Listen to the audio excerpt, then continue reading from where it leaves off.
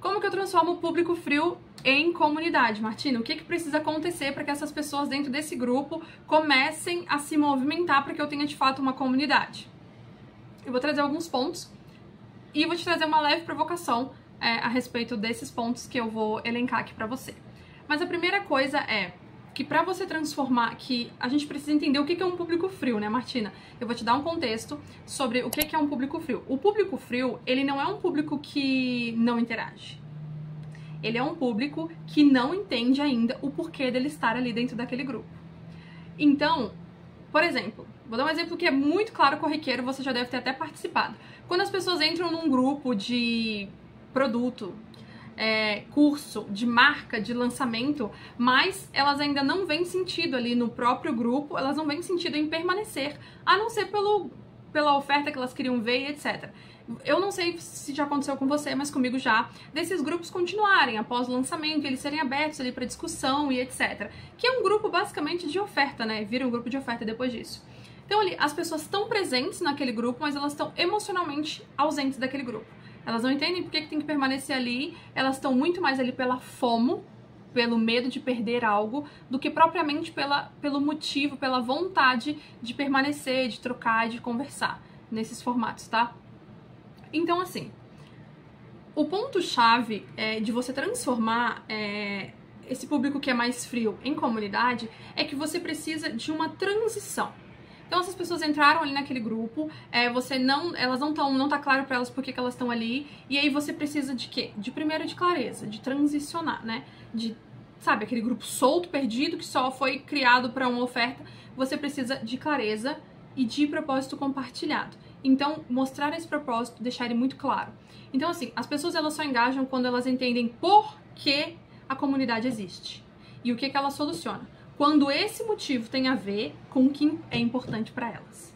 Vou repetir. As pessoas só engajam quando elas entendem o porquê da comunidade existir e quando o motivo dessa comunidade existir tem a ver com algo que é importante para elas. Rever o propósito do seu grupo é um ponto importante. Traduzir o propósito em uma narrativa mais simples, de estamos aqui para... é importante, mostrar o impacto de ter esse espaço e o que essa pessoa perde ao não acessar esse espaço mais. Então, uma comunidade sobre maternidade, por exemplo. Maternidade, ela não se une em torno do tema, mas da sensação de não estar sozinha. Eu tenho experiência com isso, porque eu também sou mãe, então, enfim, de não estar sozinha e daquela sensação de estar tentando equilibrar tudo, por exemplo. Então, assim... depois que você deixa esse propósito de estamos aqui para, muito claro para essas pessoas, você já tem ali uma peneira. Vai ter gente que vai ficar porque se interessou e vai ter gente que naturalmente não se interessou e vai sair. Esse é um movimento de transição, tá? Você tá passando a peneira ali para que fiquem as pessoas que realmente têm interesse naquilo que você tá criando. Depois disso, você precisa de uma cultura que seja convidativa para essas pessoas participarem. Então, cria uma cultura do seu jeito de falar, como que os seus acordos e suas regras dentro desse espaço, o que pode, o que não pode, quais os rituais, qual é o vocativo que você vai chamar as pessoas. Tem muitos criadores que gostam de colocar vocativos para chamar a comunidade, porque a comunidade é muito sobre quem tá dentro e quem tá fora. Então, por exemplo, a gente tem uma comunidade muito famosa, que é a comunidade Sobral, que eles se denominam subidos. Então, eles da própria comunidade se identificam os subidos. Então, isso é um vocativo. E faz parte da identificação e da cultura da comunidade, e isso é muito importante. É obrigatório ter? Não. Mas é muito importante você pensar nesse ponto também. Dá nome para os encontros que você vai criar. Cria, por exemplo, rituais de entrada. Na segunda sexta-feira do mês a gente tem um encontro com todas as pessoas que são novas na comunidade. Reconhece as contribuições de quem participa na comunidade para reforçar o comportamento que você quer ver, e aí você vai estar reforçando o comportamento e dando exemplo para que as outras pessoas façam também. As pessoas gostam muito de receber reconhecimento, enfim. Mostra para as pessoas qual que é o papel delas dentro da comunidade, que não é só você fazer login, não é só você dar um like. A comunidade precisa de interação de qualidade, de conversas de qualidade, de ajuda e colaboração. Então não é para você entrar na comunidade, sugar tudo que tem na comunidade e não contribuir com nada. Você cria uma cultura, fomenta, né, uma cultura de colaboração para que essa comunidade se retroalimente e não precise só de você estar gerando conteúdos ali dentro, ou da liderança que você escolhe. Então, assim, quando você, por exemplo, cria um ritual de entrada, falei agora há pouco, na segunda sexta-feira do mês a gente tem as boas-vindas de todas as pessoas novas que entraram no mês. Então, assim, em vez de você só dar boas-vindas, pede pra pessoa compartilhar algo que ela acredita, compartilhar uma curiosidade sobre ela. Isso muda o tom do grupo e gera muita conversa, sabe? Desde o primeiro dia, porque você não espera a pessoa se apresentar, porque muitas vezes, gente, se você não fomentar isso, as pessoas nem se apresentam, elas vão ficar ali só de observadores. Então, fomentar uma ação assim que a pessoa entra é muito importante para que ela já entre no ritmo da sua comunidade.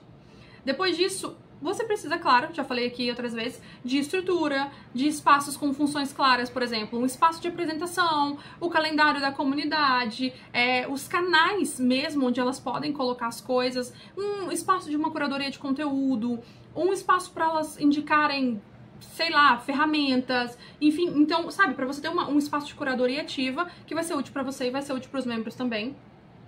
Para você acolher, para você contextualizar, para você criar conexões ali e esse hábito das pessoas de colaborar dentro da comunidade, tá? Os primeiros 3 meses da comunidade são pra gente colocar essas pessoas no ritmo da comunidade, de como deve ser a comunidade. Então é muito importante você fomentar isso, essas primeiras ações, você dar função de fato para os membros. Depois disso, o que você não pode fazer? Eu gosto de trazer muito o que pode, mas eu vejo que muita gente peca naquilo que não pode. O que mata, de fato, gente, mata o engajamento é você ter muita pressa. Comunidade é um jogo de longo prazo, tá? E eu não tô falando não, porque comunidade, porque é desculpa porque não dá resultado. Não, você tá construindo relacionamento, é um tijolinho por dia. Então, não seja ansioso. Crie as coisas com calma, vai fomentando as coisas com calma. Os resultados vão chegar, não se preocupe. Se você faz do jeito que eu tô te falando, os resultados vão chegar. Então, assim, o ponto que eu mais vejo, que é muito, muito, muito frequente nas consultorias que eu presto, é que as pessoas criam espaços lindos para a comunidade e colocam as pessoas lá e falam assim, se vira. Se vira. Ó, tá aqui a comunidade, se vira. Descobre aí sozinho, fuça aí sozinho, entra aí sozinho, se vira. Isso não pode acontecer. Lembra que as pessoas, elas estão entrando num espaço que é totalmente novo para elas. E aí você só simplesmente chega e se vira. Tá aqui, se vira. A pessoa não sabe quando, onde, por quê, pra quê. Você não fomentou nada, você não explicou nada, você não deu boas-vindas pra essa pessoa, você nem fez ela se sentir vista ali no primeiro contato, que é muito importante. O primeiro contato dos membros com a comunidade é muito importante, não subestimem, tá? Outra coisa, que acontece muito, é você repetir a dinâmica que você tem na rede social dentro de comunidade. Não vai funcionar. Postar esperando curtida, pedir comentário, isso não vai funcionar. Existem formas de fazer isso, muito mais estratégicas, muito mais invisíveis, digamos assim, do que você sair fomentando essas coisas que você faz na sua rede social. Não vai funcionar, tá? Já te adianto. Outra coisa é querer engajamento sem significado nenhum. A minha métrica ali que eu tô observando é quantas curtidas tem o meu post na comunidade. Em que isso ajuda o seu negócio? Quantos likes você teve? Não, imagina, mas aí eu vou ver quantas pessoas estão ativas. Tá, e o que você vai fomentar a partir daí para que elas tenham, de fato, atitudes que nos beneficiem como negócio? Entende? Você precisa entender da qualidade das conexões, dos comentários, das interações que você tem. Priorize qualidade, não tanto quantidade quanto o assunto e a comunidade, tá ok? Então, assim, o engajamento, você não fica pedindo pelo engajamento, você provoca o engajamento através de estratégia e intenção. Você intenciona todas as atitudes que você toma dentro da sua comunidade para gerar esse engajamento.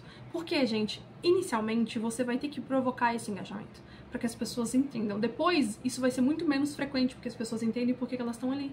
E aí, isso começa a ser muito mais fluido. Mas os primeiros 3 meses da comunidade é para a criação de hábito. Então, você precisa fomentar que essas pessoas tenham o hábito de entrar na sua comunidade, de conversar na sua comunidade, de interagir na sua comunidade, de alimentar a sua comunidade. Isso é ser intencional e ser estratégico. E os primeiros 3 meses são primordiais para a gente estabelecer isso da forma correta. Porque depois passa 3 meses, aí você vai ter que reaquecer aquelas pessoas, é um trabalho muito mais, que demanda muito mais energia. do que engajar logo no início. Então, assim, transformar o público frio em comunidade engajada é sobre você guiar as pessoas com informação para o envolvimento. O envolvimento vai gerar pertencimento e depois que se estabelece o pertencimento, aí é sucesso. Aí a gente vai conseguir fluir com muito mais facilidade dentro da comunidade e de tudo que a gente precisa, né, que essa comunidade seja para ser benéfica para dentro do nosso negócio. Agora, se você quer estruturar a sua comunidade de forma intencional, direitinho, do jeito que eu tô fazendo, com todos os passos muito desenhados, do jeito que eu falei aqui pra você, criar essa transição aí do seu grupo com mais profundidade, eu posso te ajudar. Clica aqui embaixo, tem a minha rede social, você pode conhecer um pouco mais dos meus produtos, da minha consultoria, é claro, bater um papo comigo pra gente colocar a sua comunidade no mundo ou transformar o seu grupo em uma comunidade intencional. Até o próximo vídeo.